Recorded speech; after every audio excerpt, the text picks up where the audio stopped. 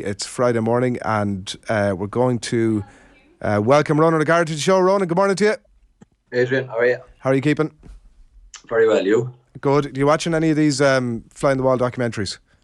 No, I haven't. It was interesting. I only came on 2 minutes ago, but I missed it really. What were you discussing? Breakpoint, it's a new Netflix documentary. It's like I don't know if you've seen Drive to Survive, the Formula 1 version. No. Very good. Obviously, yeah, it's been the Six Nations have signed up with Netflix now, and they're doing a documentary of the 2023 Six Nations. That's the idea, is it? Yeah. Did somebody say you had a French crew with you last year? I'm going to take that as internal. Okay. Yeah, probably. Yeah, there was a documentary, all right,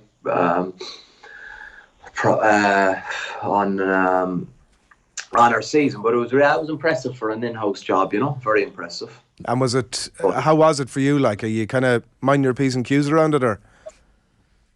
No, because I suppose Dave Berry, I remember Dave Berry did a documentary when I was playing. It was kind of followed for about 2 years, and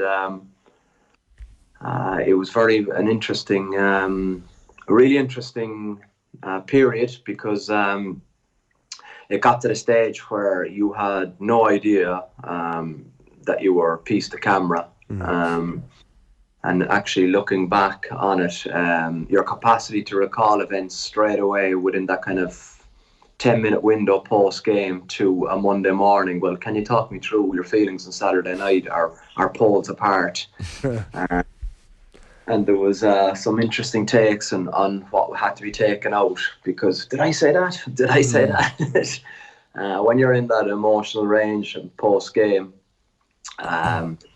it strips you of all your not decency, but of your capacity, I suppose, to filter.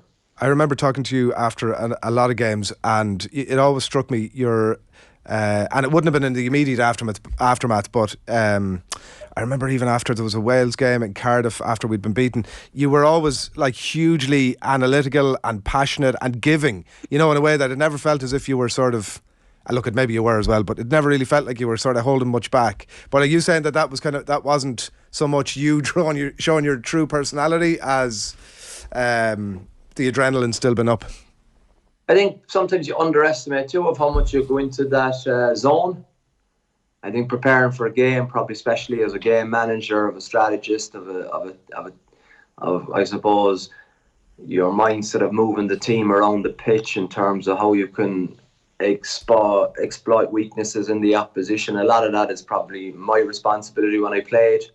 It would be how you view it as a coach, but also I think when I was a player, it was great to watch other coaches potentially play with the media or try to string them along, and the fact where I think people are intelligent and it's very, very difficult to manipulate the media. My approach was that it's far easier, to be honest, than to have to cover your words or track back to what you potentially said, because as you can find out nowadays, there's some brilliant things on Twitter which you can watch. For example, in the Ronaldo situation, where it's all about achievement and it's all about ego, values. Yes. Fast forward, and I think it's was it 200 million a year he signed for? Is it? Yeah, 200 million. I think me and Ronan are waiting for the fly in the wall darts documentary. I think that you might be off the bull, maybe. Now, speaking of things that you may or may not remember, stuff that you said, and we'll bring Alan Quinlan here. Good morning to you, Quinny. And at the same time, I have a clip here, Ronan. It's 57 seconds long. It's Brian O'Driscoll in conversation with Nathan last night, so hopefully you can hear this loud and clear. Rog was on to me in 06 before they won Europe, going, do you want to come down here? And I was like, what? Sorry, what now? Sorry. Talk about this a bit more. Did I never say this? No, Rog was on, kind of tentatively. He'll say, I was never properly asking, but he was definitely hedging his bets a small bit and inquiring as to whether I might have had any interest at all. It was when we were we were a bit of a basket case back in 05, 06. 4 coaches in 4 years. Cheika came in. The squad that he inherited was all over the shop. And did he just ring you up, or was this a conversation in Ireland camp? No, it was a conversation in camp, and he kind of threw it out there. It wasn't a formal, I've got a contract here ready for you to sign, but it was like, would you think about coming down? He definitely was asked to inquire as to whether, right. Well, what is your response? As guilty as charged, or no? I don't remember the specific conversation, but over a period of playing with Brian on my career, I would say that was most definitely the case. I think Leinster are very different now to where they were at that stage. It's interesting maybe that was probably before we had won Europe, but we'd be knocking on the door and we were probably by far the dominant team. But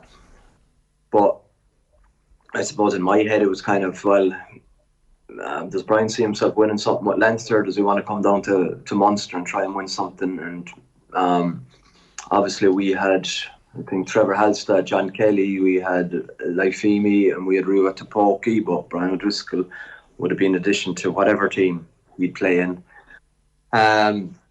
So I think that's a pretty normal probably thought process for someone that I was probably close with in the Irish team. And I think as Nathan kind of in the clip that you haven't played, the before and after of that, is that I think he could have gone down very well with the supporters in Munster, but it wasn't to be, and I can understand completely. But I don't, I suppose, find it too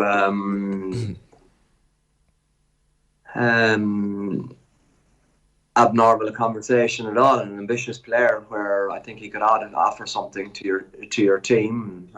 Be sure I checked him out. Yeah, I suppose if it was the other way around, Ronan, and say hypothetically Munster were struggling at that point, then you probably would have entertained and understood why someone like Brian would maybe come to you and try and bring you the other direction. I guess it's a natural enough conversation to have in an international camp. These chats do happen. Yeah, exactly.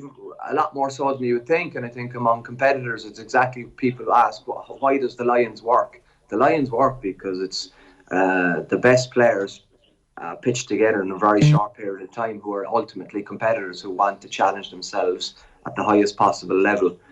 So this thing about how do you get on with the Welsh and the Scottish and the English, you get on with them after eating dinner and you decide you want to have a go off something. It's very natural in sports people to be able to do that.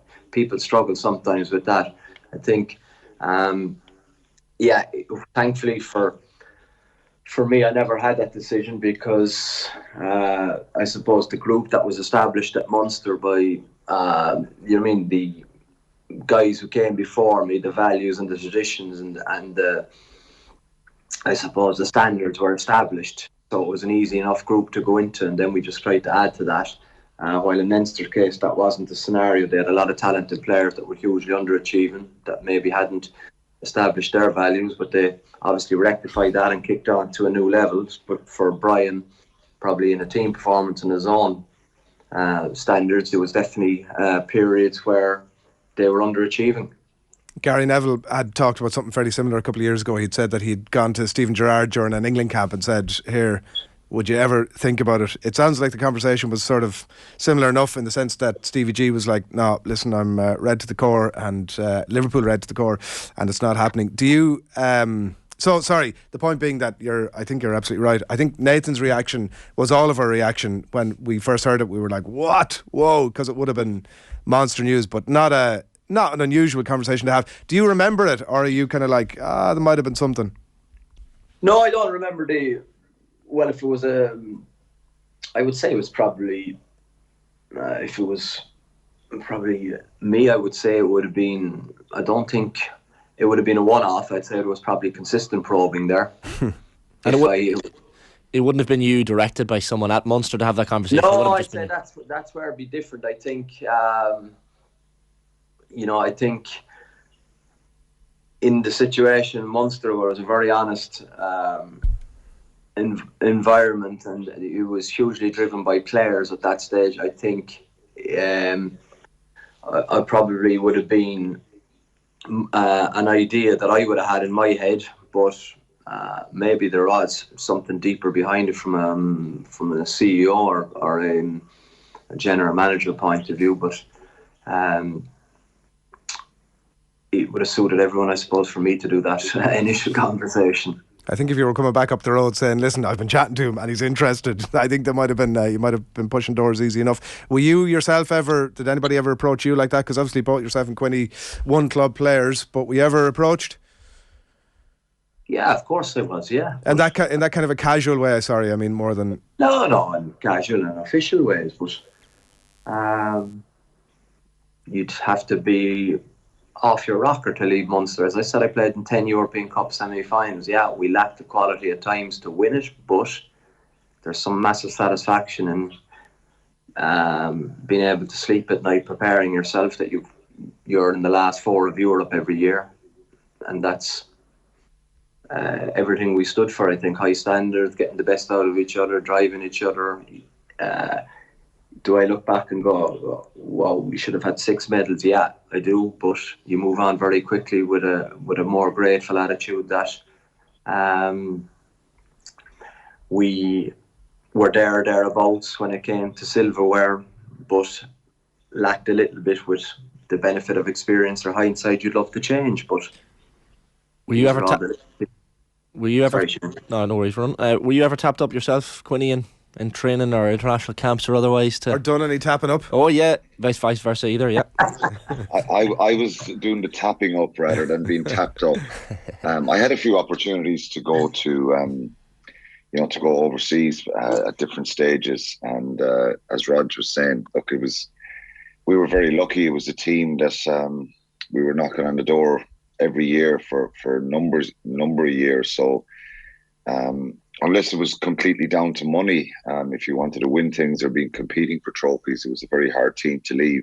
Even some guys left for a couple of years and came back, and that draw was always there. So we were very lucky in that sense. But I was always trying to, at times, look to push the recruitment and get better players in. It kind of backfired on me in 2003, 2004, when I was pushing to get Jim Williams in, but he came in then and took my place in the team for a period of time. So,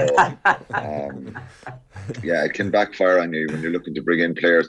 You can be rest assured Roger was pushing no out halves to come in.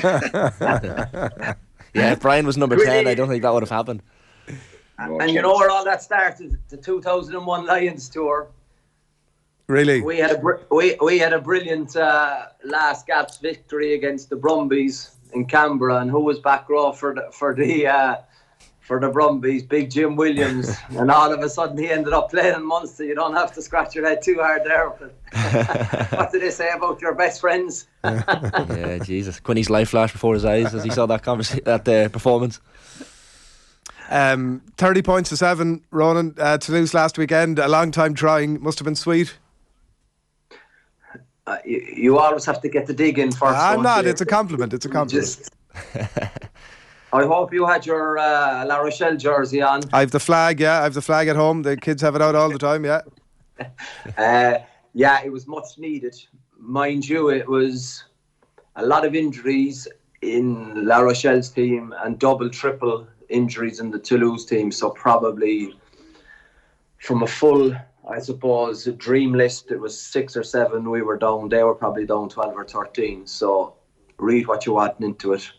Yeah. But very important for progression that we, no matter how you look at it, I think it was 9 defeats in a row. It's a big statistic in modern rugby. So that's buried, thankfully. So now we can move on, hopefully, as like we do against any other team in Europe, where we don't have that, because it is mental baggage till it's banished. You mentioned there just about the importance of it in the context of the season, and certainly in the context of the table as well. Obviously keeps you in touch with Toulouse and with Stade as well. Does that position almost in the table from your point of view, does that allow you a bit more room to breathe almost in a week when you've got the safety of that, or does it make an awful lot of difference? Yeah, of course it does, yeah, and it's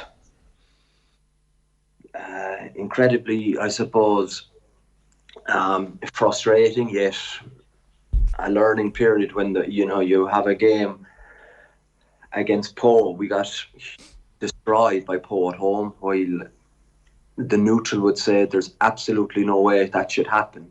And it sums up that if you're not on high alert every week and you lack humility some weeks, you get handed a good roasting, and that's what happened. Losing to Bordeaux at home, losing to Poe at home, their games, as you say, when you kind of have a look at your trajectory and what you can do with potential squad selections and points for the table, you would highlight them as victories, but in this game you just never know, Adrian. So yeah, it was very important in that regard. The key, I suppose, driver for me is the fact that we're competing on two fronts, Europe and the bouclier, which isn't the case with all the top 14 teams. Obviously, probably 6 of them are going for Europe. So you need a loaded squad and group to be able to do that. But what cost us last year was, if you're getting the first two, you get a weekend off. And a weekend off at that time, a period of the season, it gives you huge oxygen and gives you a chance to recharge or go for a stage. What's a stage in English? A break, is it? No, when you go for a pre-season tour or a mid-season break or a mid-season bonding trip. Yeah.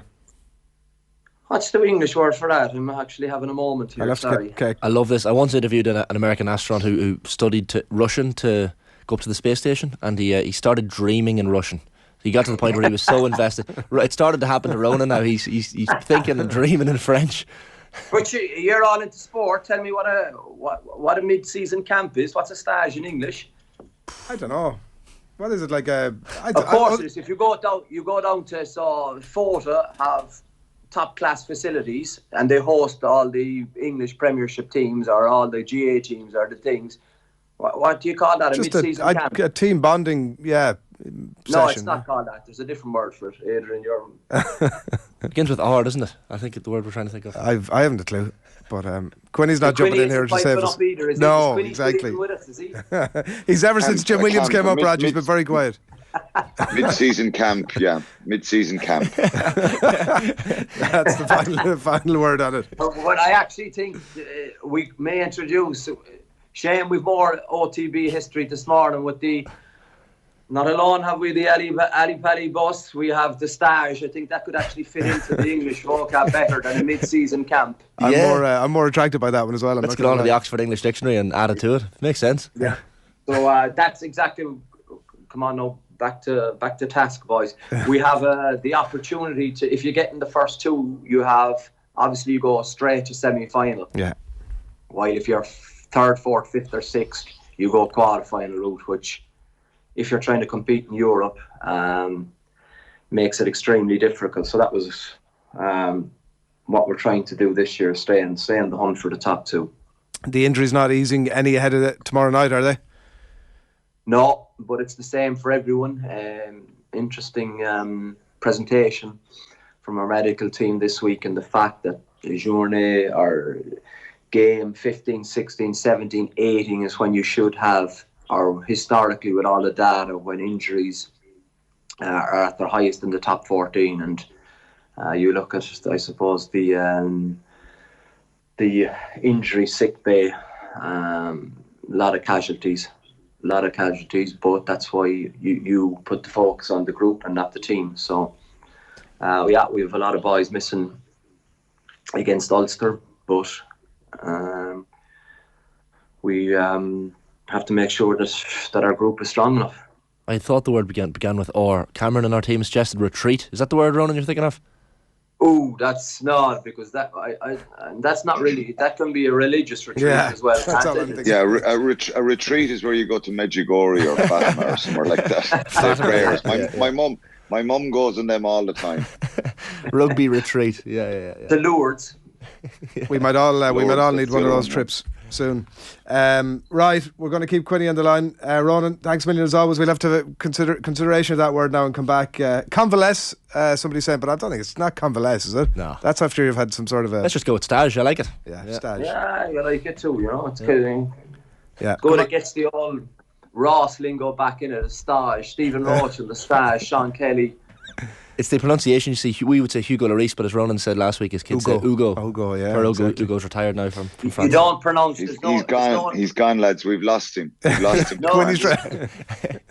just trying to get rid of you, Ronan. Never mind that. The H in French is silent. There's no such thing as. So any Harry Redknapp is Harry Redknapp, and Harry Glynn, who plays with us, is Harry Glynn. So the H is silent. Just a little bit of. Yeah.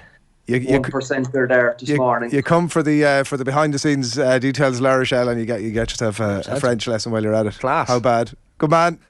See you, boys. Good luck. Cheers, kid. Quinny, come in from the cold there. Talk to us a little bit about La Rochelle and Ulster, and like how their season is going in terms of it obviously backtracking and why that is, and if they can put it right tomorrow. For Ulster, obviously the last few weeks have been pretty dreadful, Adrian. They've won one game in 6, which is, it's really difficult, and a lot of circumstances and things have gone against them, and they haven't got the bounce of the ball, or they haven't created the ability to see out games. I think you could go back through a couple of those games and they're in control up in Belfast against Munster, and Munster, a brilliant comeback, and they lack the ability to finish them off there. I think they had a great fight back last week in Benetton in Italy, got themselves ahead right from the kickoff. They concede the lead again and making too many mistakes. And I think we've probably referenced it a couple of times. If you go back to that Leinster game, where they were in complete control at half-time. Cian Healy was red carded and Leinster turned it around. And, I know they scored just before half-time. Leinster gave them a real lifeline and an energy boost going in at half-time. Something isn't right there. I think psychologically, they seem wounded a little bit, and, they're turning the ball over a lot and making lots of mistakes. I still think there's a good side there, a very talented side. They're a strange side. And I'm sure even, if we were asking ROG to analyse Ulster and strengths and weaknesses and all that kind of stuff, you'd find lots of positives and lots of danger in their attack. But turning the ball over too much. I did the game last week against Benetton commentary, and continuously they're getting into good positions, and they're a little bit porous, I think, at times, and frustrating if you're an Ulster fan. Obviously, it's frustrating for the players and management as well, but it doesn't get any easier this week, does it, going to La Rochelle? And this is they're out of Europe if they lose this one, really. So they're in a tough place at the moment. When you look back at the results since that Leinster game, and they've won one game in 6, you wouldn't think that's what's going to happen to Ulster given the start of the season they had. So they're in a tough place at the moment. Yeah, we're bang out of time, but I can't let you go. So give me a 30-second answer if you can. Munster Saints obviously at home tomorrow, and Munster's run and your expectations from that game tomorrow. A repeat of the previous leg. Yeah, I think Munster need to be more clinical. We don't know what side Northampton are sending, but the last number of weeks have been in contrast to Ulster, much more positive for Munster. They're still, they're not the finished article. We know that, but they're playing a lot better. They look a lot fitter. And there was a little bit of bite in that game in November. So in December, that game in Franklin's Gardens. So test for Munster mentally. Can they? There's an expectation now for them to go out and win this game and possibly get a bonus point. Can they do that? This will be another challenge for them mentally. So I think they're in a decent place and they're making progress, but they're still short with injuries. So they're ones you can't underestimate, but they have to, be going for the jugular here. And if they get 5 points, they go to 11 and they're possibly in the knockout stages. So it's a big opportunity for them, and hopefully they can build on what they've been doing. Yeah, and particularly in the last 2 weeks. We'll have a lot more time for you, Quinny, when we chat to you next week. Thanks a million for jumping on. Cheers, lads.